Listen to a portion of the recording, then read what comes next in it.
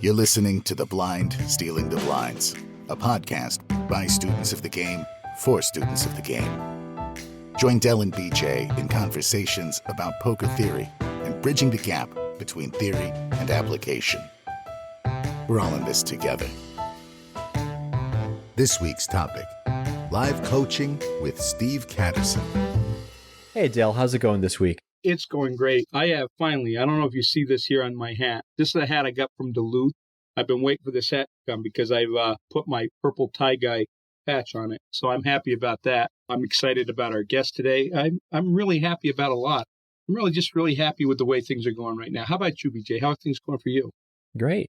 Things are going pretty well. I have played almost zero poker in the past couple weeks because I decided to focus on golf. I had a conversation with my wife and my son, and we decided that I'm going to play golf during the fair weather, during the summer, when it's warm, if it's not rainy, and I'll play poker in the winter and when it rains, and it's just generally inclement. So I got golf when it's nice and poker when I don't want to go outside. What that's going to do, and I'm willing to accept that, that's going to make me atrophy my skills if I don't stay on top of it.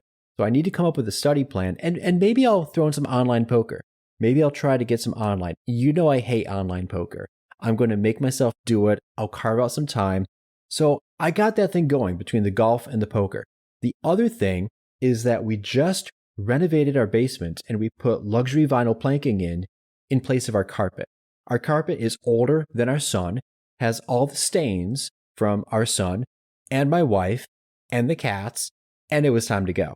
Now, if I do my job right, none of the listeners will know that the acoustics in my basement have changed because of the flooring. And it's going to be a testament to my post-production ability if I can make it seamless. If any listeners hear a difference, let me know. If you don't, then I did a good job. Yeah, you want to know what stands out to me there is you mentioned stains from your son, your wife, your cat. No stains from BJ? I'm blameless, dude. I'm totally blameless. No, I have stains too. I have stains as well. I'm sure I've spilled plenty of bourbon and soda and paint and spackle and all kinds of stuff. Oh, wow. Bourbon is a great segue to our guest, who happens to love bourbon and cigars.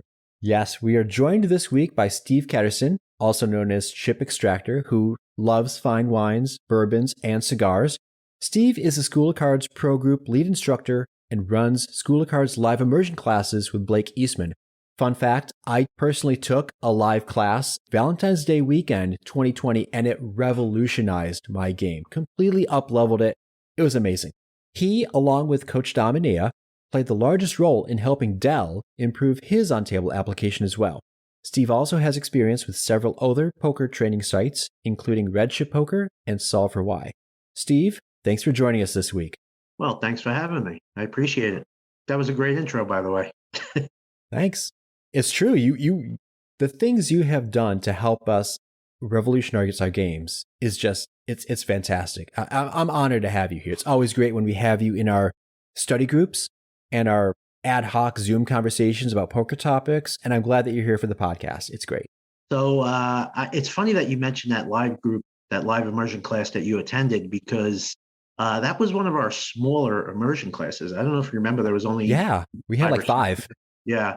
So that was an interesting dynamic because I ended up playing with you guys a little bit. And I usually don't do that in the live immersion classes, but of course we wanted a full table.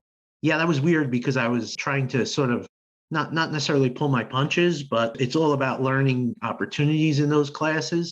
And an interesting thing here, Dell, you'll actually like this, but the first thing we covered in the class was flop texture stuff. And usually I'll kind of keep an eye on how people are reacting to stuff to see if they're open to new information, especially with students I don't particularly know very well. And I don't think at that time I knew BJ all that well. You can usually get a feel for like who's paying attention or who's open to new information or who's going to be receptive to whatever is going to go on over 2 full days. And right away, you could just tell BJ was like into it. He's ready to go. He's raring. He's wide-eyed. His posture is all engaged and it's funny when we started playing, some people would be closed off to information. Like you'd say, hey, why did you do this? And then they would sort of get defensive or whatever. BJ was just right in there asking questions, swing away. So it's funny, his personality, the way he comes across on this podcast is exactly the way he is in person at the table.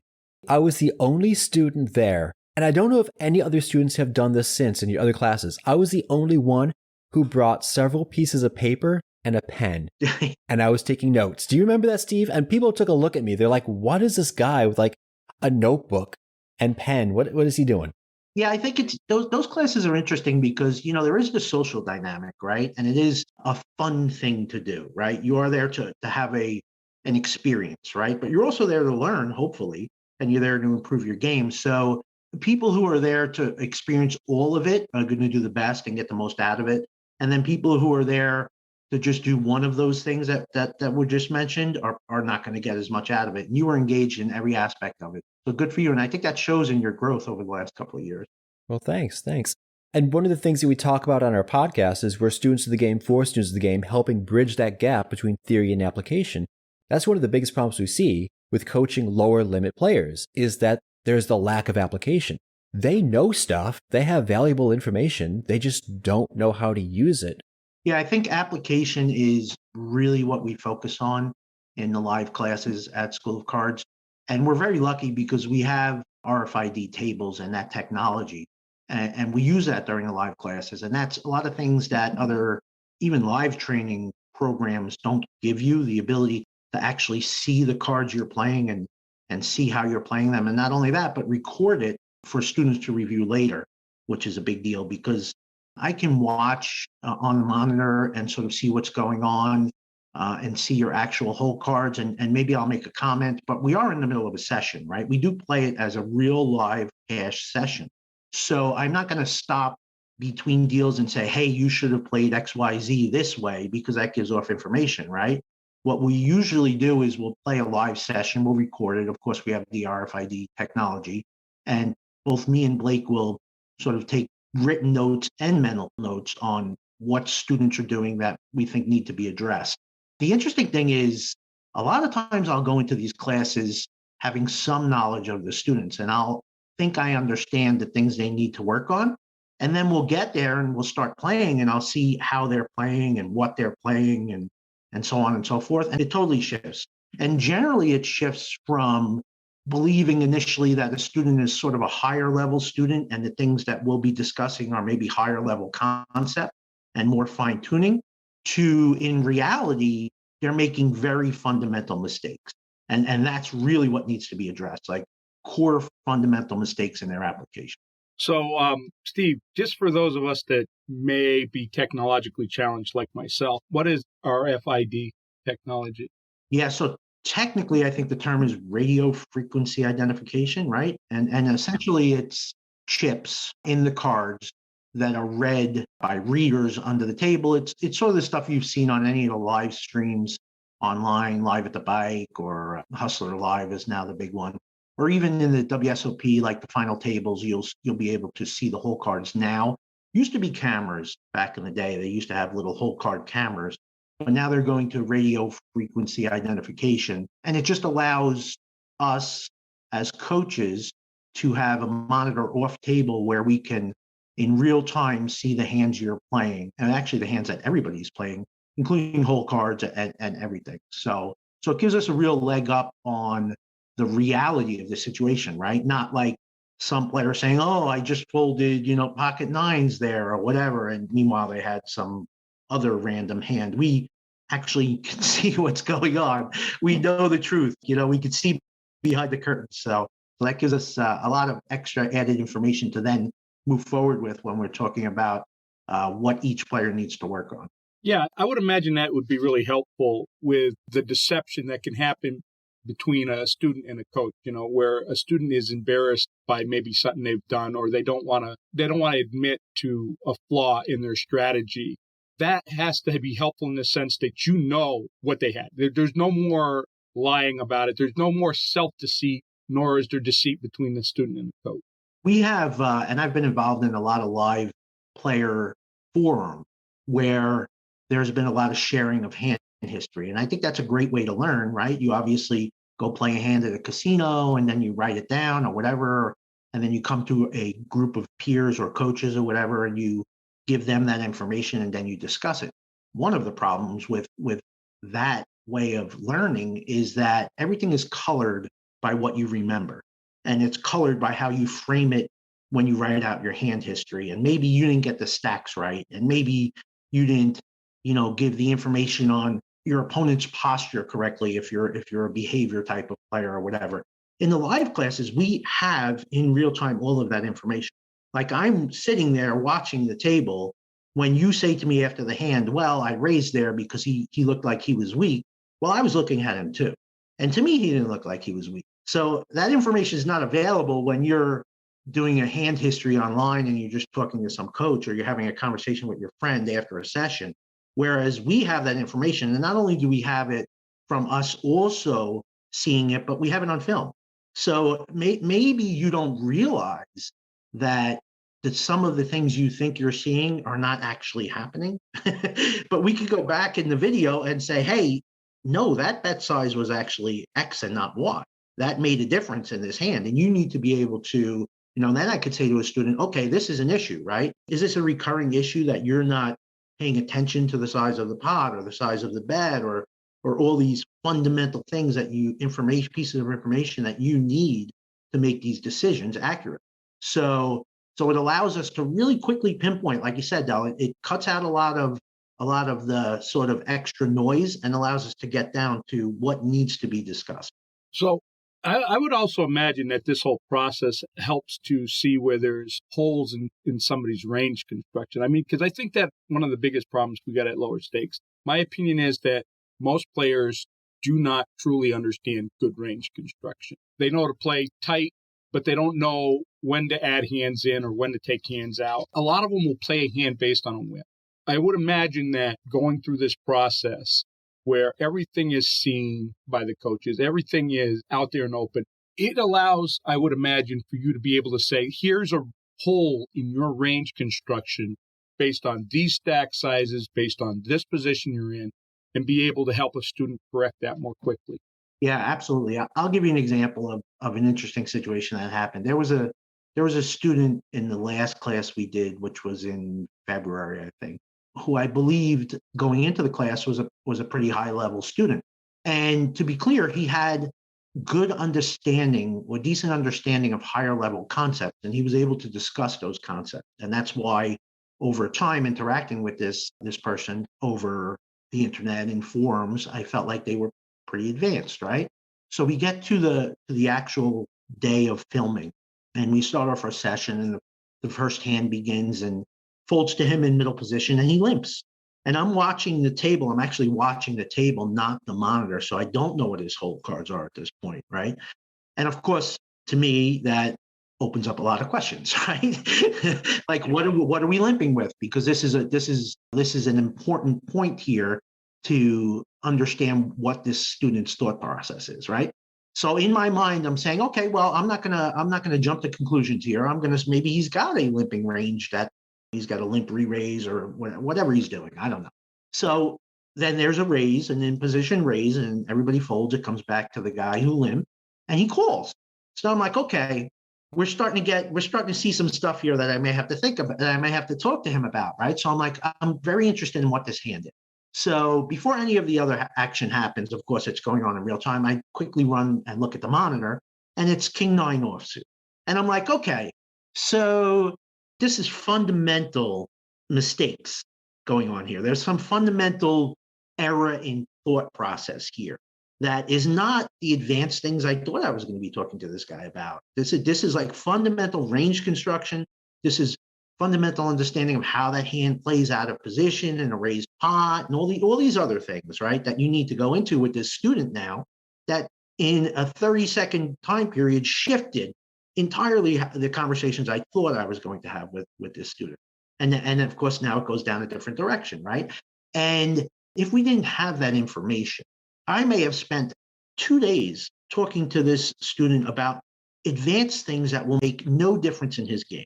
Whereas now I get to talk to him about fundamental issues that are going to make huge differences in his game.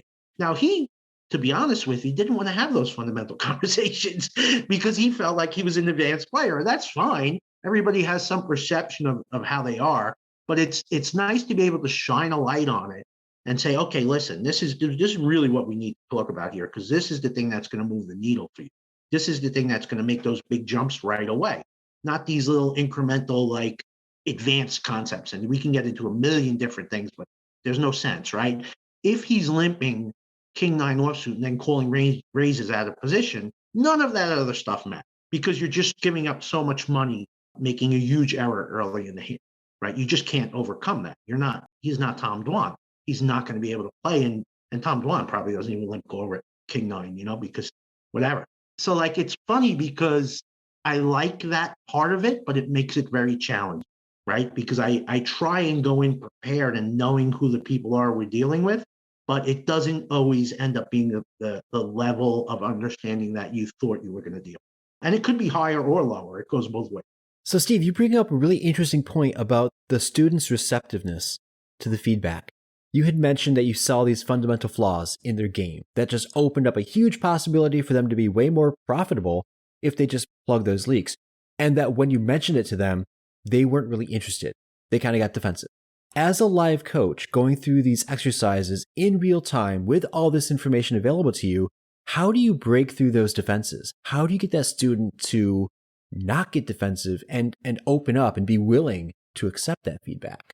It's not easy, right? The live classes, for me, I like the social interaction, but I think there's a period of time in the first couple of hours where you need to earn the student's trust. A lot of things that I've run into with School of Cards, or even being involved with Red Chip in the past and South Hawaii and stuff, is that most of the time there's a face of the training site. Blake is obviously the face of School of Cards, right? And a lot of people go to these live classes because they know Blake or they know of Blake. Some of them have never heard my name, right? So when they arrive at a live class, and both me and Blake are instructors, there is some time that I need to devote to sort of getting their trust, right? I need them to trust me and understand that I'm not here to like belittle you or like make you look silly in front of the rest of the class. We're all in this together. This is our group, and we're all going to help each other through this. And I have experience that I can give to you, and I have hopefully knowledge and things that I may pick up on that you're not seeing or you're not willing to deal with right now. And some of it is psychological. Like, it's not all just mechanical. As a matter of fact, I think a large portion of it is psychological, in that they have to be willing to maybe give up their attachment of how good they think they may be as a poker player. Because really that's what it is, right? When someone points out, hey, you have this fundamental error, and you get defensive, it's because you have an attachment to your skill level, or what you perceive your skill level to be, your place in the poker universe, right? And we all have that. It doesn't matter what level we're at. We all don't want to be thought of as someone who doesn't play well, right? So I think the short answer is really you have to earn that trust. I don't expect students to just show up day one not knowing who I am, and I'll say something, they're just going to take it at face value. And I will even go to the extreme of say, hey, listen, this is what you should be doing.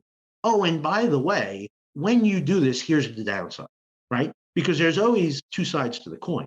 There's never, this is a slam dunk. There's always, you probably should be doing this, but you need to understand when you do this, it leads to this, this, this, this, and this. So I think when I'm honest with them and I show them sort of the optionality of what they're doing and where it may lead them, that trust begins to grow. And it is a 2-day course. So we're going to spend 20 hours together over the 2 days. So after a while, they tend to fall in line, I guess is maybe the term, I don't know. And plus there's, there are other students live. So when I'm talking to a student, other students will, and this can also be good or bad, other students will give their input, right? And they'll say, yeah, whatever. So there is a certain amount of group discussion. It's not just singular sort of, I'm always talking and they're always listening type of thing, or Blake is always talking and they're always listening. It does end up actually becoming a little mini community for 2 days where everybody's there to sort of help each other. I think that I can speak a little bit to this in the sense that I think I've had battle with every School of Cards coach at some point. And I can honestly say that the biggest problem has always been my receptiveness. The thing is that you pay money for somebody to coach you. And I so much want to be like BJ. Like BJ pays his money for somebody to coach him. So he's got to philosophy and the mentality and the application that he is going to shut up, listen, and do what they say. I want that. I want to be more like that. I have a tendency to think I'm smarter than I really am and that I know more than I really do. And it's one of those things that going into that situation and you're doing that battle. The thing I will say about Steve and I will say about Dom and all the coaches of School of Cards is they were all very, very, very patient with me until I got to that point where I fell in line. And one might argue that I'm still not quite falling in line yet, but it is good to have people that are patient enough and genuinely care about your success. I think that's a large part of it, Steve, what you're talking about is you genuinely care about the student's success. Some people are teaching classes, and I'm not going to say they're not good coaches, but whether or not they care about the student's success, I can't really speak to that. I can speak to School of Cards. They care about the student's success. Yeah, I think it's important, just to give a little history on my interaction with School of Cards. Like, I know Blake for going on more than 10 years, and I took his original live classes when he taught in New York City, like I was a student. And back then, the classes were very similar. He ran them alone, but of course, we didn't have the RFID technology back then, but we did do live play. And back then, he offered his students to come back for free. Like if you took a class, you could come back to any future class for free. And I'm going to tell you, man, in the first 6 months, he used to run 2 classes a month. I was probably at every class for 6 months because I was like, I'm just going to take advantage of this. This is crazy. Why would I not go? This guy obviously knows a lot more about poker than me. He's got more experience. I can learn a lot from this guy. And I think it started my sort of love of community in poker and sort of like a feeling of if you can surround yourself with good people and you can sort of give to them, then they will give back to you. There's a lot of, especially recently in poker, very recently, as we're filming this podcast, there's a lot of negativity going on in poker right now. There's a lot of bad news out there. But really, coaches, pros, recreational players, everybody is generally a good person. And if you reach out for help, you're going to get help. That's just the way this community, larger poker community works. Specific to the live classes and dealing with students, we have coaches at School of Cards now who are all previous students. Dom is a previous student. Dom was a student of mine in the original pro group. So was Seabass, so was Jordan. They're all previous students, and they all came up and are now coaches. So when you can, over many years, 4 or 5 years now, as a training site, develop students to then become coaches, you know that you have a strong pipeline, a strong community. It's like, I don't know if you guys are college football fans, but Nick Saban in college football at Alabama, like he has, 5, 6, 10 former assistants who are now head coaches. And that's a testament to sort of his caring about the people who he was working with. And that's what started with Blake. Absolutely starts with Blake. Blake did that with me and Matt. When me and Matt first came onto School of Cards, Blake fostered those relationships. And that's why we're all still friends today. And we're all still with this community. And then the students that me and Matt took on in the pro group have become coaches. So it is important to be, at least in my opinion, I like to be emotionally invested in student successes, or even if it's not a coach-student relationship, if it's a sort of like more of a mentor or whatever, or even a peer. Like I'm very invested in my friends' successes. I have friends in the poker community who I care if they do well or not. And if there's any way I could help them, and I know if there's any way if they can help me, that works. And if you go into it with that mentality, no matter what your aspirations are, if you want to be just a winning rec or really a pro, then whatever pro means. But if you want to be a pro, then you really should try and foster that mentality. I'm going to give back. And even if your motives are selfish, it's going to help you more. You're obviously better not having selfish motives. But the truth is that the more you give, the more you're going to get. That's just the way it goes. And some students of School of Cards have become podcasters.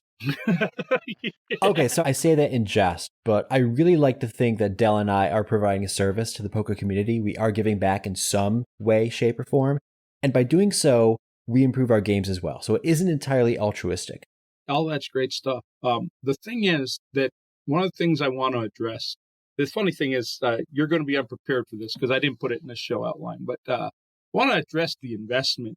The reality is these classes are a substantial investment for low stakes players. And as we were talking, I was thinking about it. And the thing is that the person here that I think can speak most to this is BJ, because I have not been to one of those classes. I envy that he has, and I need to get myself to one. The thing that I want to speak to is that investment worth it? What does that investment mean if you go into it with the attitude of a BJ Marshall that goes into it, willing to shut up, listen, and apply? Did you want me to answer that or Steve? I want you to answer it, BJ. Yeah, in my opinion, it's completely worth it to take a live class. I know we focus on process and not results, so I don't want to tie it to financial gain, but 2020 was, in fact, my most profitable year until 2021, which then doubled that profitable year. Before I took the live immersion class, Valentine's Day weekend 2020, I would make like 2 to 5 big blinds per hour. And now in 2021, I crushed it at almost 20 big blinds per hour. In 2020, after the class, I think I went up to maybe 12 to 15 big blinds per hour. Yeah, it's totally worth it. That's just for me. Your mileage may vary. And I saw Steve's eyes go up there when I was giving those numbers. Yeah, the thing I think needs to be made clear since we're talking about this is it's not just show up on day one, do the class, show up on day two, do the class, and then see you later, have a nice life. That's not how we approach it. As a matter of fact, if you're going to the class, we actually give you study material before you get to the class. And some of the study material is things like Cash Game Fix, which is a course on School of Cards, is basically $1,000 course. So you get that for free, and you get that prior to going to the class. And we do that sort of for our own selfish reasons, because we want the students to have a certain level of understanding of the game before they get there. It's very hard to integrate very beginner level students with sort of more advanced students and teach them at the same time. So we need people to be at least somewhat close in their skill set. So we give them training material before that. Not only that, but before, when they sign up for the class, before arriving, they have access to our larger community, which also gives them the opportunity to sort of bring themselves up to speed. And then after the class, they have continuing access to all of that information and the community. So it's interesting because I somewhat agree, like if it were just a singular one-off go do something and then stop doing it, I think it might not be worth it. But we don't approach it that way. Like we literally approach it as you're becoming part of this group, this larger group, and we're going to help you before the class. We're obviously going to try and give you as much information and help you as much as we can during the class, and then we're going to be there after the class.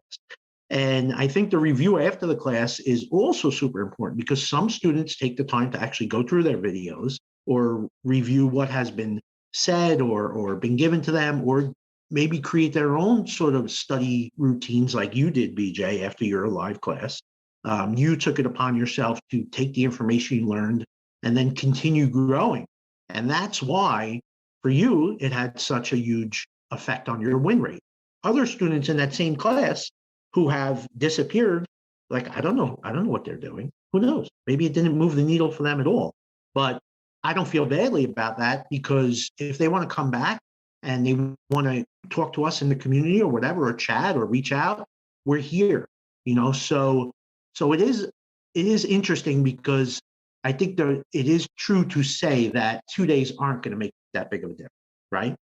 They can, and they certainly do for students, but it's also about what you do before and definitely about what you do after. And BJ, you are a testament to that, because you did work your butt off after those classes. And that absolutely helped in the difference in your win rate, because it is a drastic difference in a win rate. To say you go from 4 or 5 big blinds to 10 to 20 big blinds is like, that's a huge difference.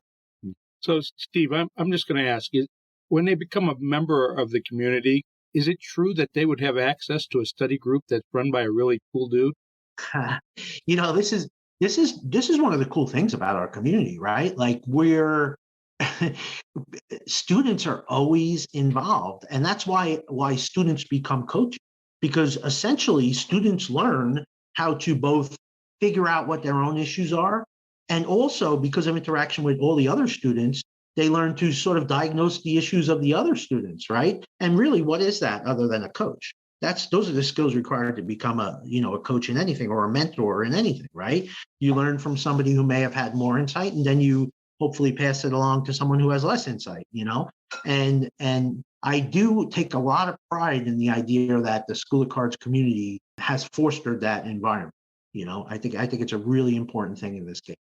Just for those who don't know, I facilitate a study group for Cash Game Fix for the members of our community. So I was doing a little self promotion there.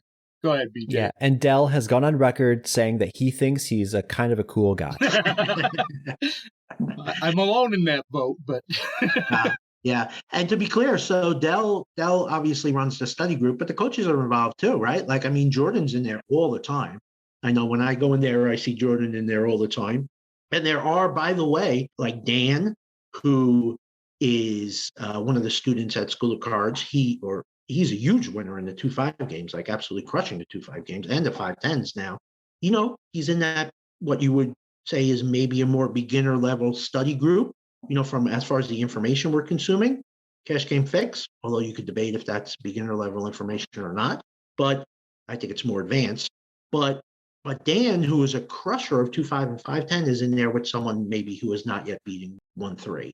So once again, he's another example, right? You, Dell, are an example. BJ's an example. All the students who are giving back to students who are maybe not at that level yet. And there are other communities, don't get me wrong, like I know we're doing a lot of pumping for School of Cards here, but like there are other communities who do the same thing. I don't think they do it as well as we do it. And that's why I'm at School of Cards and not at some of the other ones. But other communities do the same thing. I mean, Solve for Why has basically the same type of format. They have their academy, which, by the way, you guys know I'm a huge fan of Solve for Why. I've taken one-on-one coaching from some of those coaches. I attended the academy. I'm very friendly with those guys. So like, there's other options out there for you, but I think the blueprint is what's important, right? Understanding sort of how you can create your study habits, the information you're studying, the community you're doing it with. That's really going to propel you. And live classes can be, if you choose, if it fits you, and maybe it doesn't fit everybody, if you choose to go that route, they can be very helpful. I think it's a great experience for people. So Steve, speaking about community and speaking about how people can develop their own skills and maybe do some coaching, either through School of Cards or through you personally, how could they reach out to you? Are you on the social medias? How can people contact you? Yeah, me personally, I'm definitely on the social medias. I mean, ChipXtractor, I'm on Instagram, or you could just email me, ChipXtractor at Gmail. Maybe you drop it in the notes.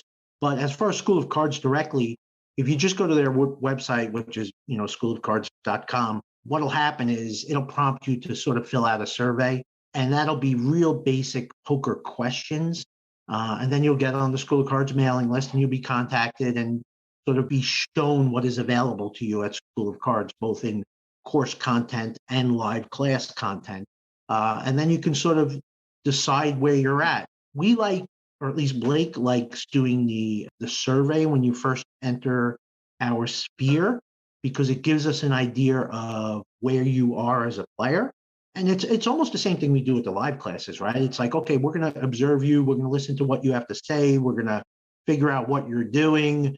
Online, obviously, when you fill out the survey at schoolofcards.com, it's written. In the live classes, it's obviously we're there with you so we can see what's going on.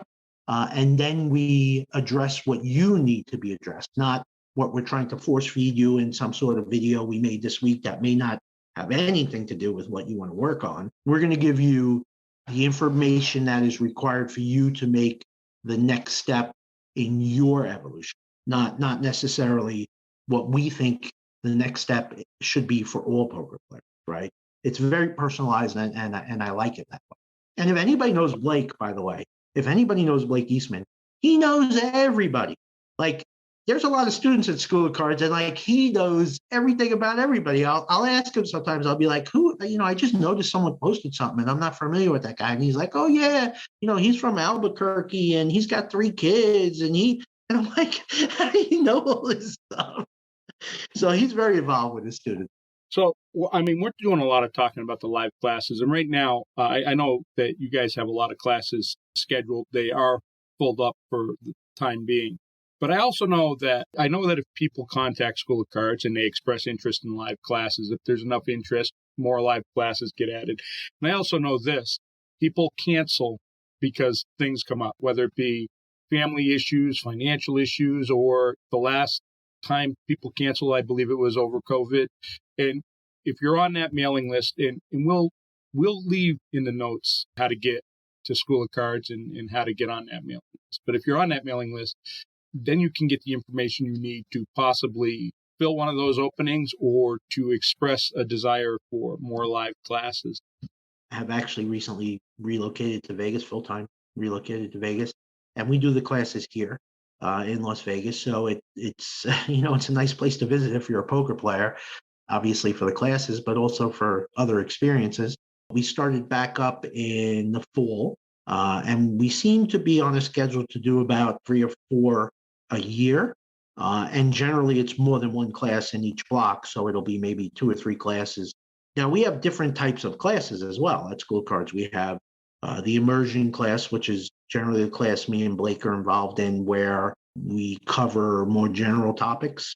And it's geared towards, 1, 3, 2, 5 types of players, maybe 5, 10 players, both recreational and sometimes pros, or people who are trying to make it a profession. And then he also has the Beyond Tells classes, which are run entirely separate. Beyond Tells is School of Cards' flagship course, and it's a behavioral course, and it's really what Blake is known for. So there are not only multiple courses, but multiple types of courses available. Yeah, so it sounds like there's a lot of different ways that people can reach out to both you and the community. Dell, do you have anything else to add to this topic? I think we pretty much covered it well. No, I mean, it's been really great having Steve on. I'm really grateful that he has been a coach in my life. And honest, I've been a member of several different training sites, and I can honestly say that the thing that separated School of Cards for me were the people like Steve and Dom and Jordan and Matt and Blake that genuinely cared about me. It wasn't just they were collecting my money and force feeding me their version of good poker. They wanted to see what I needed. They cared about my success. They were able to help me spot the blind spots. They were able to help me work through my own arrogance, all this stuff. We've already talked about all of it, but I mean, I really can't say it enough. And I'm grateful Steve joined us today. All right. Thanks for joining us, Steve. Really appreciate having you on the show. Yeah, I appreciate you guys having me. Thanks for giving me a platform to talk about the things I love to do, which is coach live poker. Absolutely. And maybe we will see you in Vegas. And if you house us, if you put us up, Dell does carpentry. I do a whole bunch of handiwork. So we could fix up that new house you just moved into. I shouldn't say the new house, the ancient house you just moved into. Yeah, well, I need the help. We'll talk about that for sure. All right, later, man. And until next week, stick to the plan and may all your variants be positive. This has been The Blind Stealing the Blinds, a podcast by students of the game for students of the game. If you haven't already done so, consider subscribing. And when you're not counting your chips, take a moment to leave the guys a review on Apple Podcasts or wherever you get yours.